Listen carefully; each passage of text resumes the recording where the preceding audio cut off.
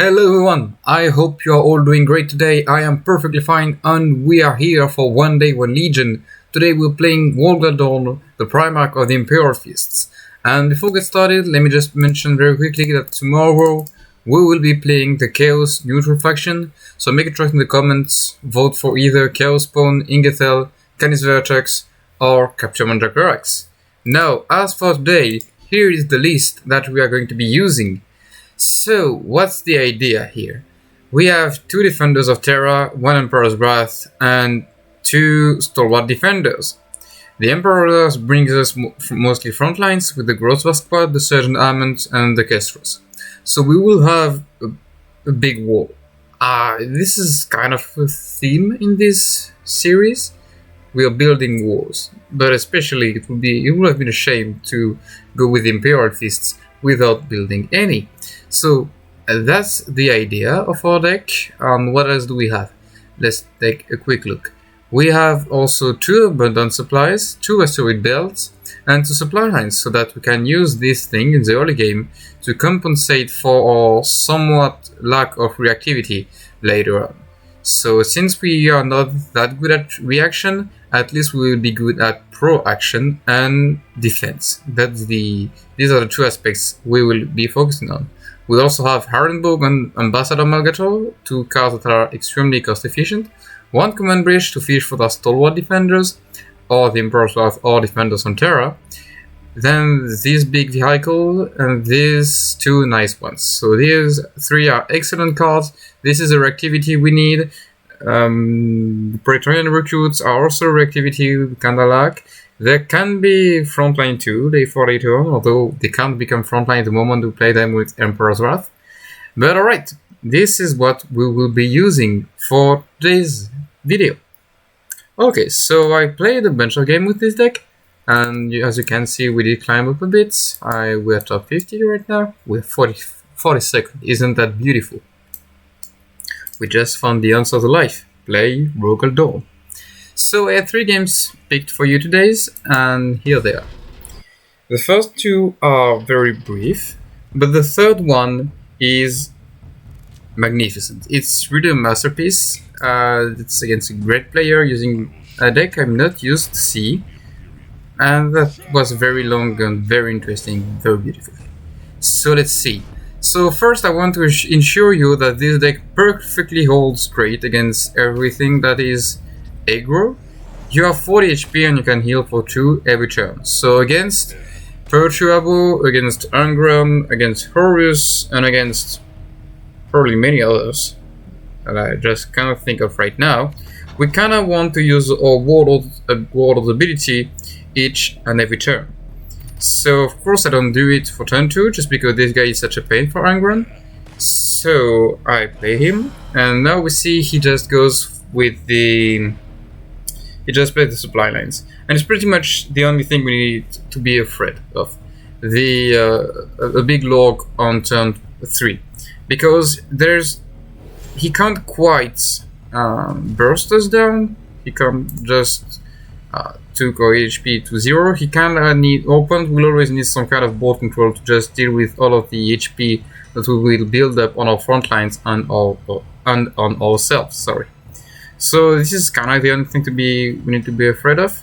And here I have the answer in my hand, which is supply line for the Whirlwind, because I already have my Justice Figure freed, and while this is most of the time not the card you want against Angron, now it ensures that I draw into this nice 5/5 that deals 2, sorry. So we go for the draw, we draw it. I played first because if I finish the log with it, I think it still takes the 2 damage, so I would at least have the Bastion one from certain damage. Now I could have also gone for perimeter defenses, and I would have probably done it if I hadn't this option.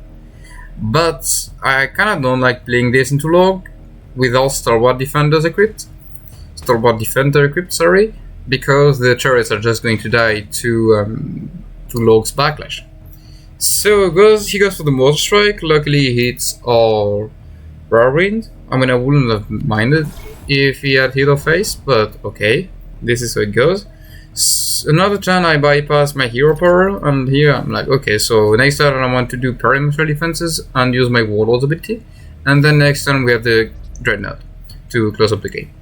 So that's our game plan, and let's see what he does. So he goes for War Room, which I think is it's a highly questionable choice as Engram. There is no reason to play War Room over Ravage City, for example. Here, just imagine if he plays Ravage City, he draws the same card, but he still has 1 energy left, and also we can't use our ability this turn. So yeah, please do not run War Room index with a lot of cheap tactics, such as Void Engagement, or Ravage City, or Harvest Later, or Location Invitatus, and so on. Artillery Strike, which is very surprising, because most of the time Mongrels just run No Survivor, and here we could have taken a big No Survivor actually. The speeder could have had 3 max, and that kind of reminds me, I have terrible flashbacks like Vietnam War, but it's not the war in Vietnam, it's my match against Vapix. But fortunately that didn't happen, and now it looks like he doesn't have the Conqueror, and even if he does, we can still build back a wall. We have this to go for the last tank. This is also a wall frontline. We can take this to 6 HP with frontline if we want. So we can grow a bit with that, and we still have both our defenders of Terra available. So even if he had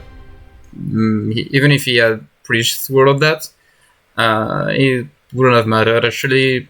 Maybe he could have had something with his Reckoning, but I'm not even sure. He was out of speeders whatsoever, so yeah, pretty much nothing he could do here. Then another game, which is it's a Horus. So the Warlord is a bit less aggressive than Ungran. What I mean with that is that, yeah, he wants to kill us slightly later than Ungran, I think. And he also can build up. He has easier time building up a board.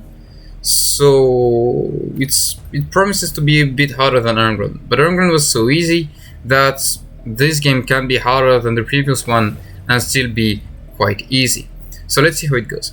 So here I go with the supply, with the abundant supplies first, because Horus can put down a board. If it had been an Ungran, I would have just hero powered, but now I'm like, okay. Against Percha, I would have probably just hero powered too. So now I have the belt.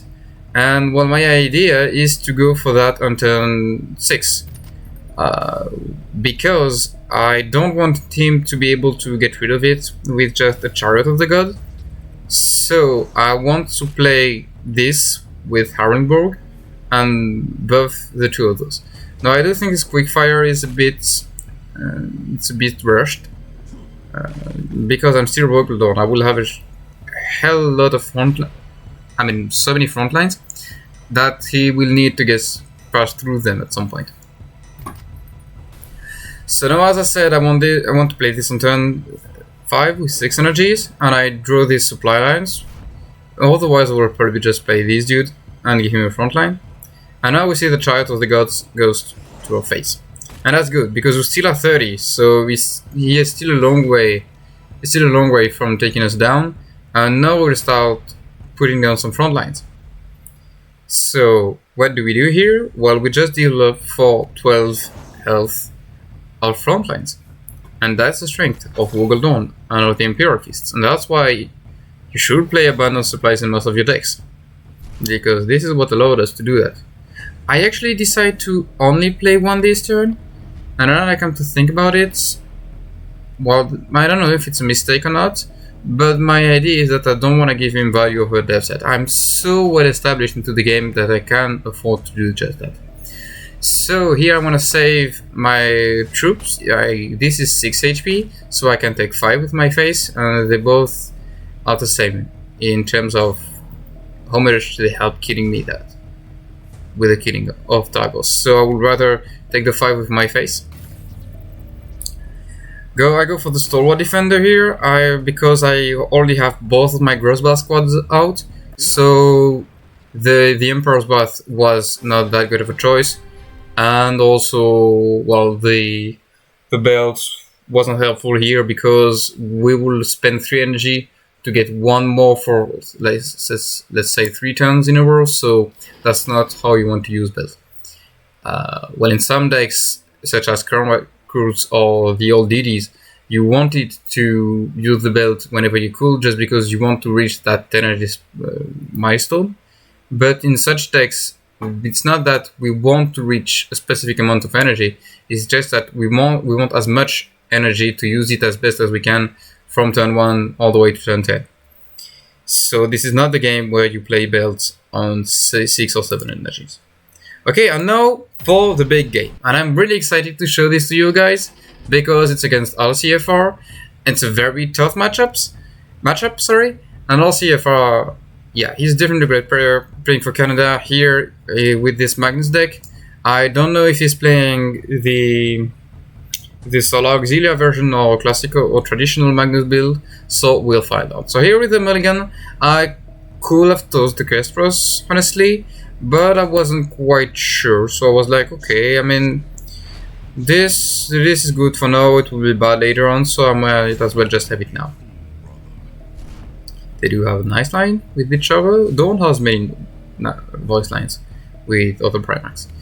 Goes for the Cruise choice. We'll have noticed that I don't run it because I wasn't quite sure about what to put, and I kind of think that Dorn is perhaps one of the warlord that takes the less advantage out of it.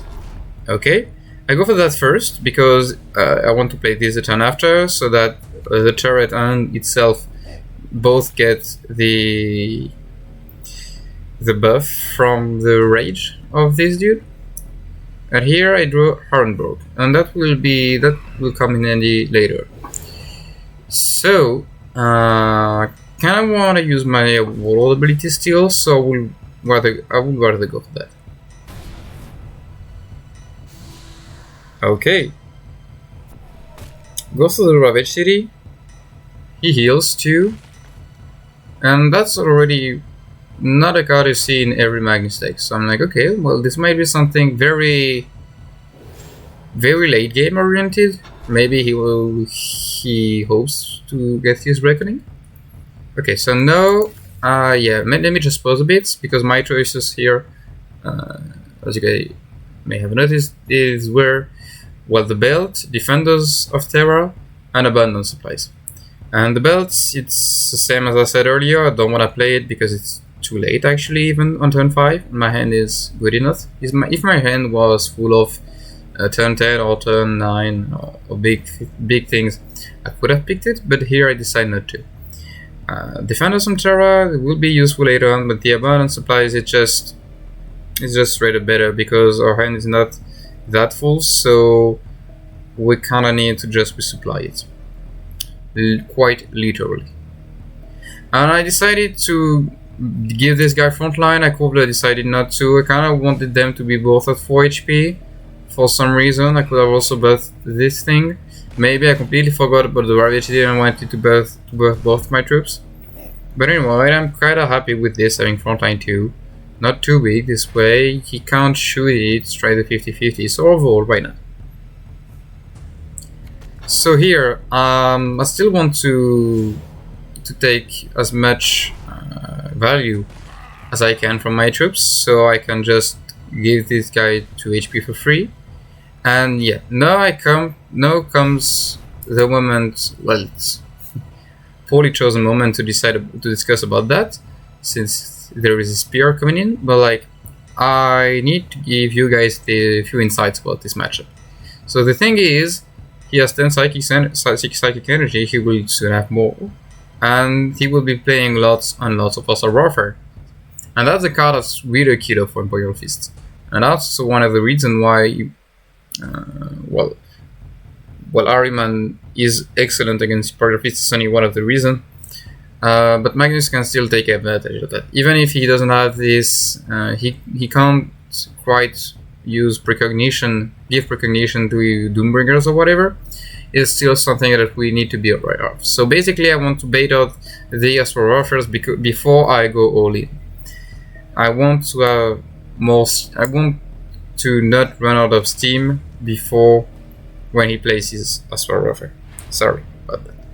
Alright, I'm apologizing just like a Canadian. I need to stop doing that. Sorry. So, here it goes the same idea. I don't wanna give him too beautiful also warfare, so just go with the abundant supplies. So I don't wanna play the perimeter defenses. And I top deck this, which is excellent. I can just now use all of my ability to keep on building my walls. So 2 more HP on this, 2 HP on that, it's perfectly fine. If he plays an Ashen Blow here, I'm fine with that too. And now we see a mortar, which is a pain. My troop doesn't get stunned because this doesn't count as having dealt damage. He's the 1-2, which is a bit lucky, but not that lucky actually, because the 1-2 will have died anyway on the warfare. So again, here I want to use all of my energy on my troops. So I just activate both of their abilities, and I go for the Phase Bash into that mortar, just because I can. And I hit it on the 50-50 to 25-75, but I still hit it, which is nice. It wasn't mandatory, but it always feels good. So, no, pretty average Austral Warfare, 5 on my face, both of my turrets died of course. My 2-4 died, 3 and 3. You know, this is a good Austral Warfare. Yeah, 2 would have sucked for him, but he hit for 3, so that's nice. Doesn't kill the 40 vital outposts, and that's very good for us. And here, while my hand is getting big, it's getting very nice. I could have played the Emperor's Wrath first.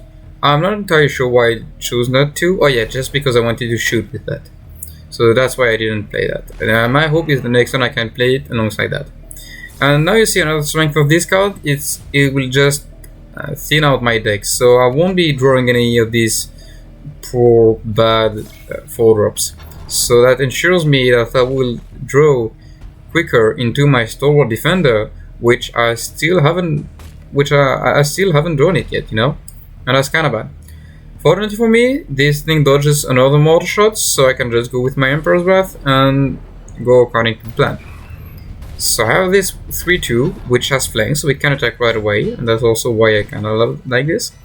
I attack with it here and with that here, because 1 HP or 2 HP doesn't change anything. So yeah, I would rather take 2 on my face and have one of these things still alive. So now I'm like, okay, play your second Austral Warfare and then we'll be done with it. Forbidden Secret created by Parameter 4-type, which is kinda one of the reasons why you usually don't see Parameter 4-type in any competitive deck. But, I mean, okay, why not? Maybe Magnus can afford to do it, just because it has a tempo to actually lose 5 energy thanks to those psychic powers. So here comes the second Austral Warfare. It's the 3 here, and the 3 on my 2-3, but it doesn't really matter actually. It's perfectly fine. So the second one is out. We will have to face a third one because he put one back into his deck with the Book of Magnus. But we're still rolling, you know. Now we play the Defenders of Terra, and I'm like, okay, it's really bad that we haven't done any Stalwart Defenders yet, but this just makes the games more interesting. Also the Orbital Bombardment, which is a card I haven't seen in a while, but does a job here. Usually you want to use it to just deal 10 damage to your opponent, but here it dealt 10 to my bolt, so that's good, right? It killed 2 of my turrets and damaged the thing. So we're still kind of far away from Reckoning, and I didn't count how far he is from his. Now we're doing 2 Melgator, which is nice because that 3-1 is gonna turn into 2 3/5s, so it's plus 9 health over 2 turns, of course. And now, well, he can't go for the other Austral Warfare, so I'm like, okay, good, that's good for us. Well, he can play it still, and there he goes he shoots there, and I'm like, okay, well, he hits for 2, but that doesn't really matter. I guess he wants to save that for it. And the most important thing is he can't play Austral Warfare the turn after, which is very good for me. Now I can understand why he decided to shoot that turret. It's because he's like, okay, I'm losing control about this game, I need something to happen. And in order for that to happen, I need my Kazulan to make it happen. So I will just try my best and maximize the chances of it surviving. So that definitely makes sense. You can perhaps he could have been a bit more patient and just waited a turn to get rid of my turret with the Osprey Warfare and not play the Zulan right away, but he wants he wants it as soon as he can. Not the most secret order for him, gets rid of 135. And also he's kinda unclogged because he's still at 12 and my reconning is coming, so he needs to make something happen fast. So I understand this play. It's not definitely not a bad one. Okay, swings here. Fine with that. Creates a tactic. And this was created by the 1 energy card he just played earlier. And I can't remember whether that card was given to him by Pyramid of Fortep or if he just plays it main deck. Not entirely sure. So now, while I have this thing I need to be aware of, but he's out of Psychic Energy, so there is no third Astral Warfare coming in just right now. And these are two more Phalanx Warders that are coming right in. And these are not even the last. So here I buff my turret because I think that his best way of comeback, his most efficient way, is Doombringer. So I'm like, okay, well, if you have Doombringer, then you can just swing here, even if I buff these things HP. So we'll much rather have a turret survive so that maybe he can shoot wherever there onto the Doombringer, which I could finish with my 3-3. So that's all the better for me. And now, how much do we have? Since none of my turrets went face, I would have been off Tifo by a lot. But they all go here, so I'm like, okay, if I just play this, then there's nothing I need to be afraid of anymore. I can just go with that and that. Well, I'll wait for my Reckoning. It wouldn't have done much here whatsoever. And now he has Prospering Law, which isn't a card I've seen in a while. And now it all seems to surprise me with that surprise Astral Warfare. And that's interesting. I mean, he has generated many cards with his decks, so running such situational cards do make sense. I know he has several defenders before I do. Still, both are hiding bottom 7. And I actually think, yeah, I remember correctly, it's bottom 6. Yeah. So at this point the game's pretty much over. I have a couple of options here. Maybe the quickest way to win this if going supply lines.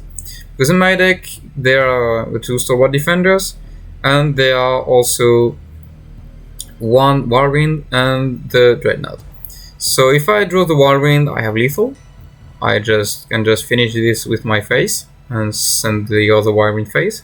And if I draw the Dreadnought, well, there might be 1 here and 1 here, or 2 here, and in that case I can't kill him right now. Maybe there's something with the second orbital bombardment to surprise me.